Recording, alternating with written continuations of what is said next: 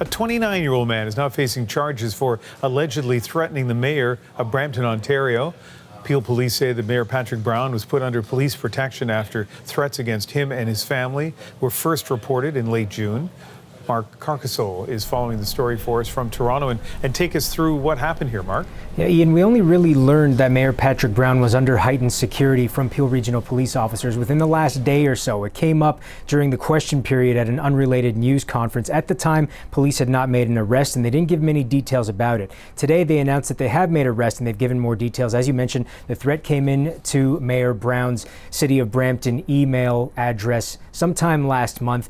It didn't really say much other than whoever had sent the email was very upset with Patrick Brown and they wanted him to resign as mayor of the city, or they said that he, his wife, and his son would be murdered. Today, Peel Regional Police announced the arrest of 29-year-old Kanwarjot Singh Manoria of Brampton. He was arrested yesterday and has been charged with uttering threats to cause death or bodily harm. Police say that the suspect allegedly hid his IP address under a European a server from Sweden. Now, Patrick Brown, the mayor of Brampton, insists he does not know Singh Manoria.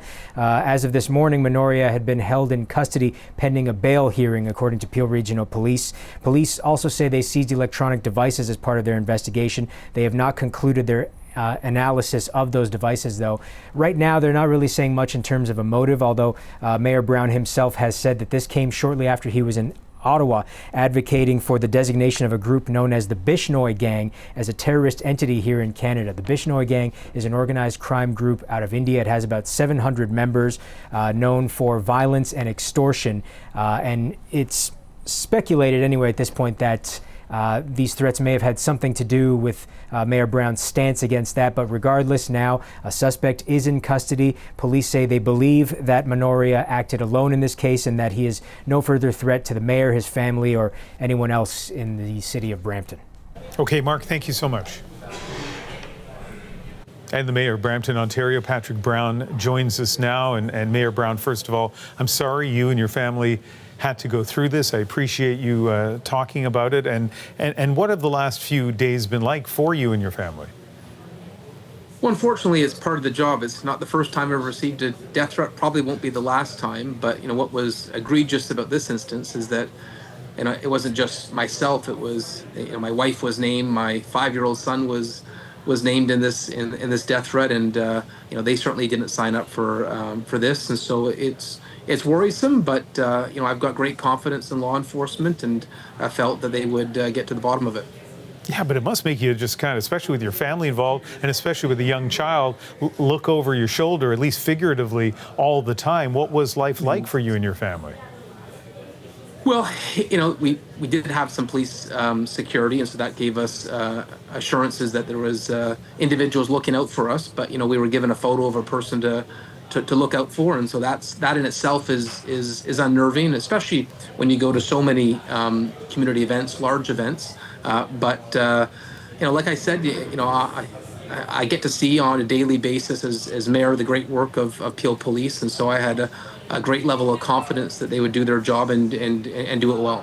What was the motivation behind this threat, as you understand it? Mm-hmm. Well, we don't have motivation yet. I'm told that the police will have their forensic team go through cell phone and laptops, and that may give some indication after they do that work of what was the motivation.